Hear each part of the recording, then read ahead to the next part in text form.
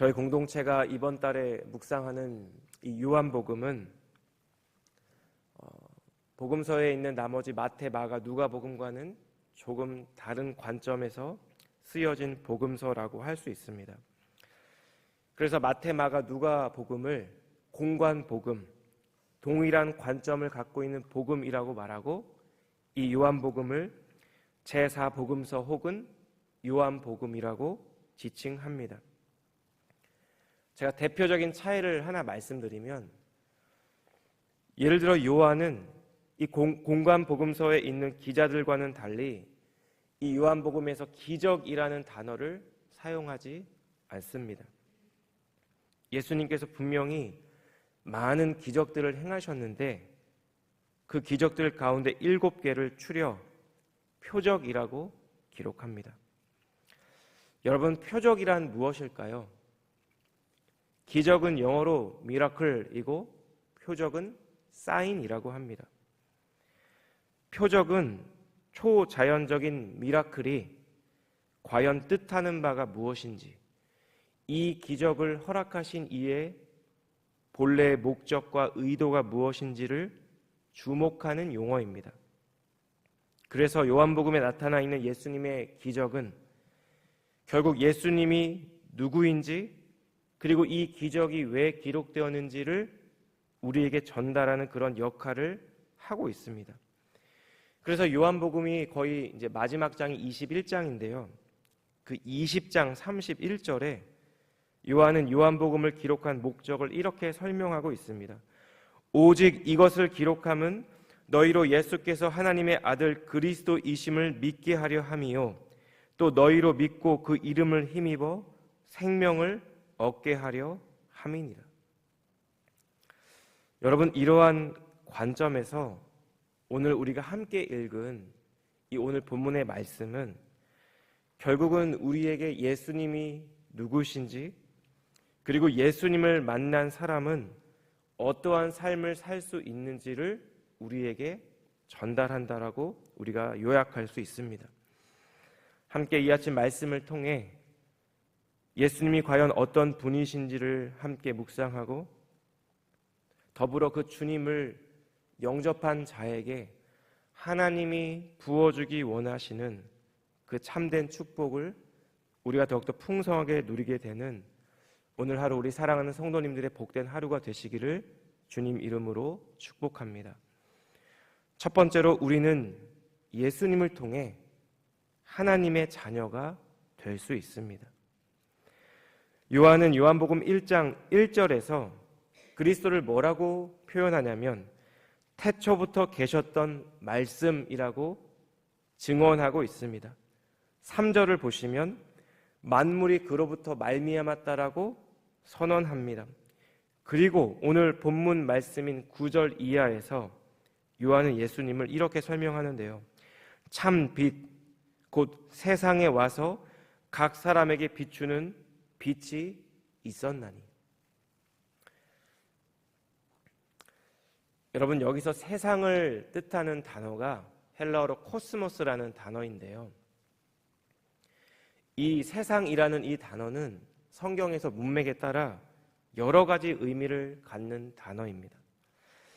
그런데 이 요한복음에서 가장 두드러지는 의미로 지칭되는 것은 바로 그리스도를 거부하는 세상을 의미합니다. 그러니까 요한복음에서 말하는 세상은 주로 그리스도를 받아들인 세상이 아니라 그리스도를 거부한 세상이라는 것입니다.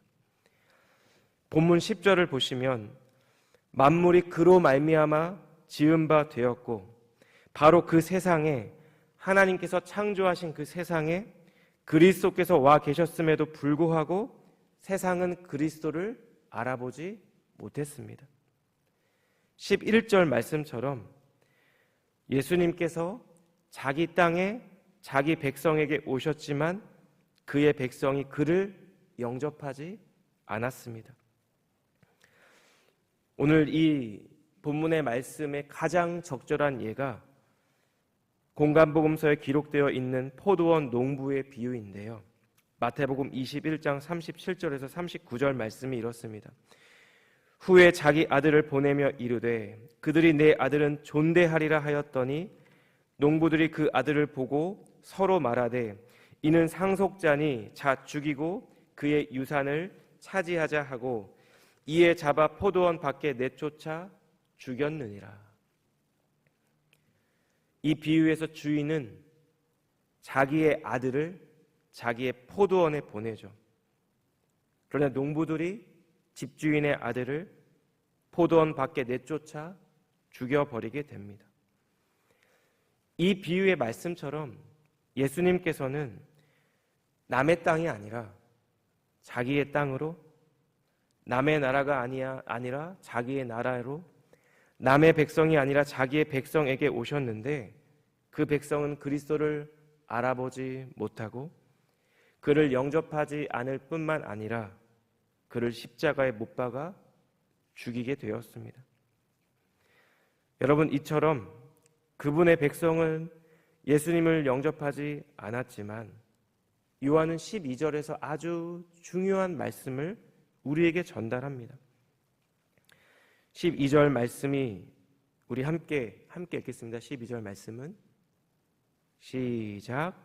영접하는 자 곧 그 이름을 믿는 자들에게는 하나님의 자녀가 되는 권세를 주셨으니. 누군가 예수님을 영접하고 누군가는 예수님을 영접하지 않게 되는 이 차이가 어디에서 비롯되는 것이냐? 믿음이라는 것이죠. 12절에서 영접하는 자는 그 이름을 믿는 자와 동격입니다. 예수님이 하나님의 아들이심을 믿는 믿음이 나에게 있다면 나는 곧 그리스도를 영접한 것이고 따라서 나는 이제 하나님의 자녀가 되었다는 것입니다. 이러한 본문의 흐름을 따라가다 보면 우리는 아주 중요한 신학적 문제에 직면하게 됩니다. 믿음이란 무엇인가? 내가 지금 갖고 있는 이 내 믿음은 내가 내 의지로, 내 계획으로, 내 결단으로, 내 소원하는 마음으로 가진 것인가? 과연 내 의지로 가질 수 있는 것이 믿음인가? 라는 문제입니다. 여러분, 본문에서 말하는 이 믿음이 제가 지금 말씀드린 대로 우리 자신의 계획과 노력과 의지로 얻을 수 있는 것일까요?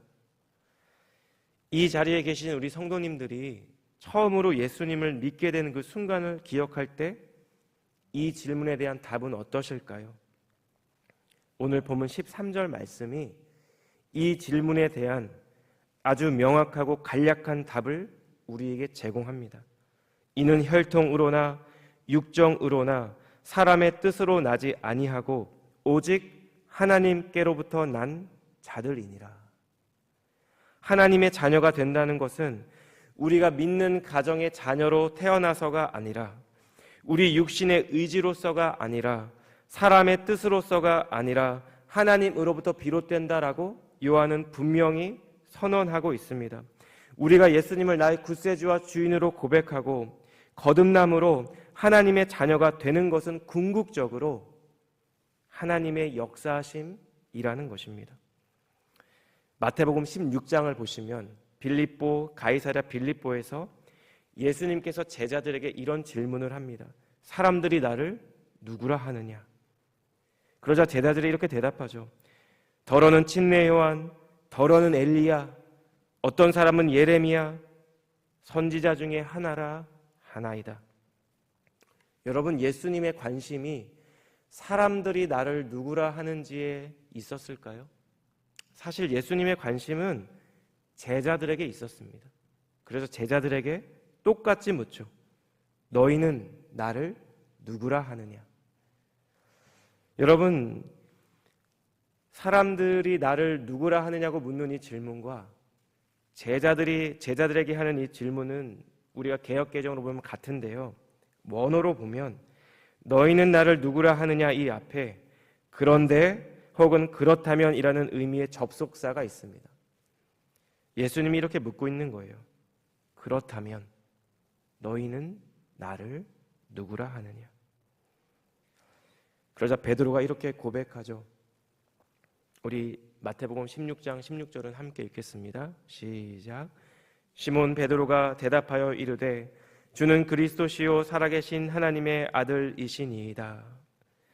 예수님은 이 베드로의 이 위대한 신앙 고백을 듣고 이렇게 말씀합니다. 예수께서 대답하여 이르시되 바요나 시몬아 내게 복이 있도다. 이를 내게 알게 한 이는 혈육이 아니요 하늘에 계신 내 아버지시니라. 여러분, 이것이 무슨 말일까요? 예수님이 그리스도이시고 살아계신 하나님의 아들이라고 고백한 이 베드로의 신앙 고백조차 그가 혈육을 통해 얻은 것이 아니라, 자신의 지각을 통해 스스로 한 것이 아니라 하나님의 섭리 가운데 하나님이 친히 역사하신 결과라는 것입니다. 존 스토트라는 분을 들어보신 적이 있을 것입니다. 20세기 현대 기독교의 지성을 대표하는 복음주의자이자 신약 학자이자 저술가로 평가받는 성공의 사제인데요. 여러 권의 저서를 남기신 분인데 그 중에 한 권이 나는 왜 그리스도인이 되었는가라는 책입니다. 이 책에서 그는 자신의 회심 과정을 간략하게 소개한 적이 있습니다. 기독교 배경에서 태어난 스토트는 자연스럽게 기독교 교육을 받았습니다. 그의 어머니는 특별히 독실한 루터교 신자였다고 합니다. 그런데 스토트는 자신의 기독교적 배경이 자신이 그리스도인이 되는데 하나의 이유가 될 수는 있지만 가장 결정적인 이유는 아니라고 말합니다. 스토트가 어떻게 예수님을 만나게 되었는지 그가 이렇게 고백하는데요. 제가 그리스도인이 된 것은 부모나 스승의 영향도 아니고 그리스도께 대한 제 자신의 결단 때문도 아닙니다. 제가 그리스도인이 된 것은 천국의 사냥개 때문입니다. 천국의 사냥개라는 이 표현은 프란시스 톰슨이라는 시인이 쓴 시의 제목입니다. 마치 자신이 정한 목표를 끝까지 집요하게 쫓아가는 사냥개처럼 하나님께서, 그리스도께서 끈질기게 자신을 찾아오셨다라는 것입니다. 자기가 원하는 길로 가고자 도망칠 때에도 끈질기게 그를 쫓아오신 분이 바로 예수 그리스도였다라는 것입니다. 만약 그분이 은혜롭게 저를 추적하지 않으셨다면 오늘 저는 헛되고 버림받은 인생들의 쓰레기 더미 위에 놓여 있었을 것입니다. 이것이 바로 존 스토트의 고백입니다. 그런데 여러분, 우리가 복음서를 이런 관점으로 읽어보면 이것이 바로 예수님의 모습입니다. 남편이 5이나 있었던 사마리아 여인에게 주님이 찾아오셨죠. 그리고 그녀를 만나 주셨습니다. 베데스가 연못가에서 절망하고 탄식하며 낙심 가운데 있었던 38년 된 병자에게 주님은 먼저 찾아오셨고 그를 고쳐주셨습니다. 귀신에게 붙들려 무덤가에서 울부짖으며 비참하게 살고 있었던 한 사람에게 주님이 찾아와 주셨고 귀신을 내쫓아 주셨습니다. 죽어서 무덤 속에서 사흘이나 썩어져 가던 나사로에게 주님이 찾아오셨고 주님은 그를 다시 살려 주셨습니다. 그리고 여러분, 저는 주님이 동일하게 이 시간이 예배 자리에 서 계신 사랑하는 우리 성도님들 삶의 어느 자리, 어느 순간에 여러분들을 찾아가 주셨고 만나 주셨고 그로 인해 여러분들이 이 자리에 서 계신 줄 믿습니다.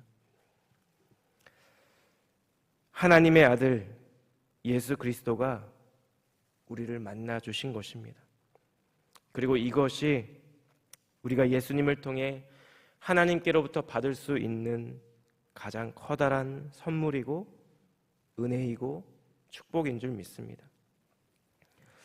여러분, 우리의 삶의 어떤 자리에서도 어떤 절망과 어떤 고통과 어떤 고난 속에서도 나를 긍휼히 여겨주심으로 나를 찾아와 주시고 나를 만나 주신 예수님을 기억하며 그 주님이 주신 은혜와 축복을 더 풍성히 누리시는 우리 사랑하는 성도님들 되시기를 주님의 이름으로 축복합니다. 두 번째로 오늘 본문의 말씀은 우리는 예수님을 통해 하나님을 경험하게 될 것을 말씀합니다. 여러분, 이원론적 사고 방식을 들어보신 적이 있을까요? 이것은 예수님 당시 로마 시대 사람들의 지배하고 있었던 헬라 문화의 가장 대표적인 사상입니다. 플라톤이라는 철학자가 이원론을 주장했는데요. 이 세상은 우리의 눈으로 볼 수 있고 만질 수 있는 현상적인 세상과 나의 이성을 통해 파악할 수 있는 이상적인 세계로 구분된다라는 것입니다. 따라서 여러분, 절대자인 이데아의 세상에 있었던 신이 이 현상의 세상에 육신의 몸을 입고 온다는 것이 헬라 사상에 사로잡혀 있었던 사람들에게는 전혀 상상할 수조차 없는 그런 생각이었다라는 것입니다. 그런데 오늘 본문 14절 말씀을 보시면 하나님이 인간이 되신 것, 성육신이 되신 것을 이렇게 표현하죠. 말씀이 육신이 되어 우리 가운데 거하심에. 예수님이 육신이 되어서 우리 가운데 거하셨다라는 것입니다. 여러분, 여기에 거하셨다라는 이 말은 원어적으로 예수님께서 우리 가운데 마치 텐트를 치듯 장막을 치듯 임하셨다라는 그런 의미를 전달하는 단어입니다. 참 재미있죠, 여러분. 성막, 장막, 회막으로 번역된 단어가 이 표현에 사용되었다라는 것입니다. 여러분, 구약에서 성막은 무엇을 의미할까요? 성막은 곧 하나님의 거룩한 임재를 상징합니다. 출애굽기 40장을 보시면 하나님의 명령에 따라 모세가 성막을 짓습니다. 그리고 나서 그 직후의 상황이 34절과 35절인데요. 구름이 회막에 덮이고 하나님의 영광이 성막에 충만함에 모세가 회막에 들어갈 수 없었으니 이는 구름이 회막 위에 덮이고 여호와의 영광이 성막에 충만함이었으며. 여러분, 하나님과 대면해서 마치 친구처럼 하나님과 이야기했던 모세조차 하나님의 영광이 성막에 임할 때 그 성막 안에 들어갈 수가 없었습니다. 구약에서 하나님의 영광은 하나님의 임재를 상징합니다. 여러분, 광야에서 굶주림으로 모세와 아론을 이스라엘 백성이 원망할 때가 있었죠. 그런데 그 백성에게 하나님께서 만나와 메추라기를 약속해 주실 때 영광이 임했습니다. 모세가 하나님의 부르심을 받고 시내산에 올라가 하나님 앞으로 나아갈 때 하나님의 영광이 임했습니다. 솔로몬이 마침내 성전을 완공하여 하나님께 봉헌할 때도 하나님이 영광 가운데 임했습니다. 그런데 여러분, 오늘 본문 14절 말씀은 요한이 요한복음의 독자들에게 우리가 그의 영광을 보고 있다라고 말하고 있습니다. 왜냐하면 예수 그리스도가 성육신하신 하나님 되시기 때문입니다. 14절 말씀을 제가 한 번 더 읽겠습니다. 말씀이 육신이 되어 우리 가운데 거하심에 우리가 그의 영광을 보니 아버지의 독생자의 영광이요 은혜와 진리가 충만하도다. 하나님의 영광을 바라보는 성도에게 주님은 두 가지를 말씀합니다. 첫 번째는 은혜이고 두 번째는 진리죠. 여러분, 은혜는 무엇일까요? 헬라어로 카리스인데요. 받을 자격도 없고 조건도 되지 않는 자에게 주어지는 바로 그것이 은혜입니다. 여러분, 아담의 불순종으로 인해 타락하고 망가진 인간에게 나타난 가장 커다란 비극은 자신의 노력으로는, 자신의 선한 행실으로는 아무리 노력하고 아무리 애써도 의롭게 될 수가 없다는 것입니다. 여러분, 칼빈주의에서 이것을 전적인 타락, 전적인 무능력이라고 표현합니다. 죄로 인해 타락하고 부패한 인간은 하나님의 개입 없이는 스스로를 구원할 수도 없고 하나님을 선택할 수도 없다는 것입니다. 여러분, 이렇게 우리가 우리 스스로는 구원할 수도 없고 하나님을 선택할 수도 없는 자에게 하나님께서 친히 자신을 계시하여 주시고 하나님의 아들을 이 땅에 보내주신 바로 그것이 은혜라는 것입니다. 그래서 사도 바울은 에베소서 2장 8절과 9절에서 우리가 받은 구원을 이렇게 설명합니다. 너희는 그 은혜에 의하여 믿음으로 말미암아 구원을 받았으니 이것은 너희에게서 난 것이 아니요 하나님의 선물이라 행위에서 난 것이 아니니 이는 누구든지 자랑하지 못하게 함이라. 은혜에 이어서 요한이 또다시 언급한 다른 하나는 바로 진리인데요. 진리는 참된 것, 진실된 무언가를 지칭하는 단어입니다.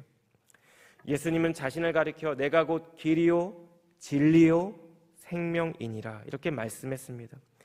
자신을 믿는 자들에게 보낼 성령도 진리의 영이라고 불러주셨습니다. 여러분, 이것은 단순히 예수님이 내가 진실한 사람이야, 내가 참된 사람이야 라는 정도가 아닙니다. 자신이 내가 곧 진리라는 것은 진리의 원형이신 하나님이라는 사실을 분명히 나타내는 예수님의 자기 선언이라는 것입니다. 여러분, 요한은 예수님 안에 이렇게 충만하게 있었던 은혜와 진리가 도대체 어떤 의미가 있는지를 설명합니다. 제가 17절을 말씀을 읽겠습니다.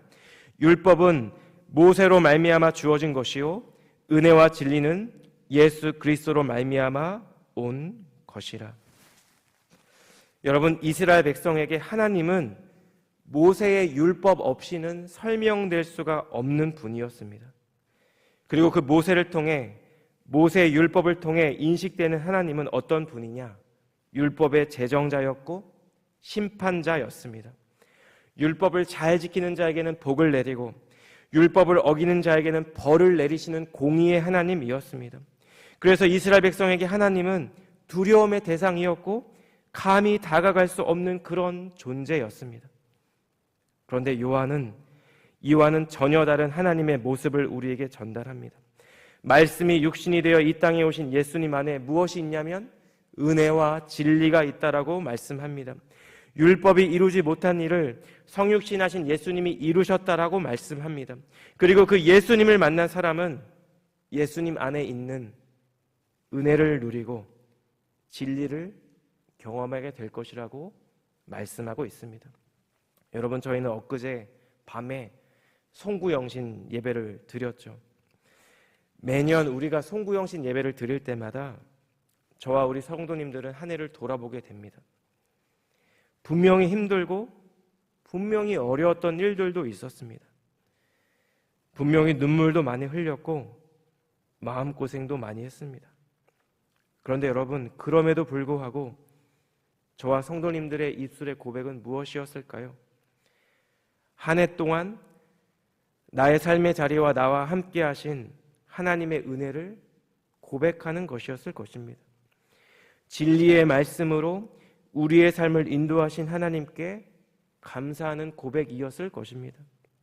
여러분, 이것이 예수님 안에서 하나님을 만나고 그 하나님을 경험하며 누리는 참된 성도의 고백인 줄 믿습니다.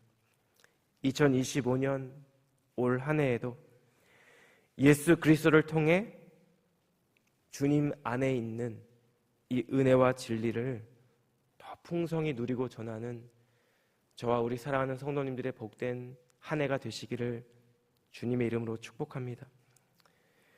올해 우리 교회의 표어처럼 진리 되시는 하나님의 말씀 위에 굳게 서서 나의 삶으로, 나의 입술로 예수 그리스도의 복음을 전하는 우리 사랑하는 성도님들의 복된 삶의 자리 되시기를 주님 이름으로 간절히 축복합니다. 기도하겠습니다.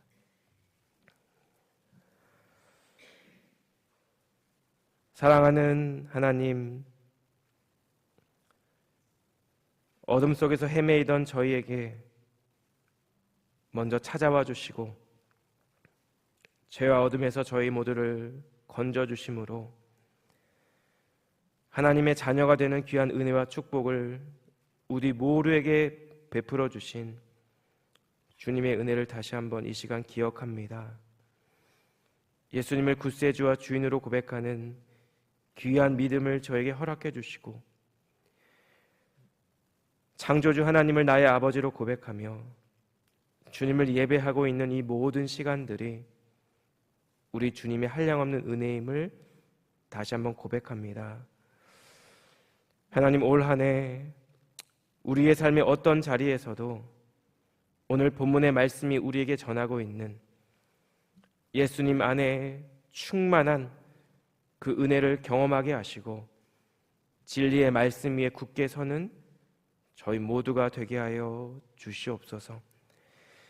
내가 경험한 그 주님의 은혜를, 그 주님의 축복을 기억하며 나의 입술로, 나의 삶으로 그 하나님을 전하며 살아갈 수 있는 저희 모두가 될 수 있도록 오늘도 우리의 삶의 자리 가운데 함께하여 주시고 저희 모두를 인도하여 주시옵소서. 그렇게 하실 주님께 감사드리며 이 모든 말씀 존귀하신 예수님 이름으로 기도드렸습니다. 아멘.